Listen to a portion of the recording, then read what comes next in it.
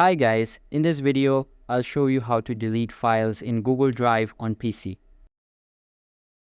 First of all, open any type of preferred browser on your PC and search for drive.google.com.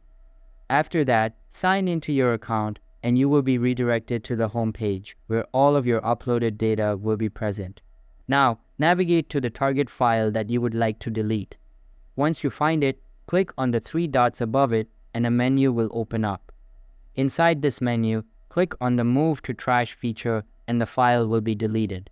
In order to delete multiple files, press the Ctrl key on your keyboard and then start selecting all of the files. Once selected, right-click on any one of them and the same menu will open up. Again, select the Move to Trash feature and all of the selected files will be deleted.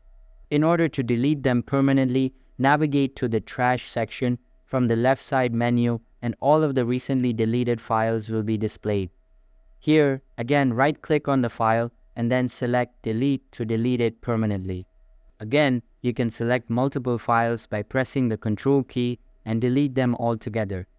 But if you want to save time, click on this Empty Trash button and then confirm the action to delete everything at once. So that's all for this video. If this video was helpful, don't forget to subscribe and hit the like button. Thanks.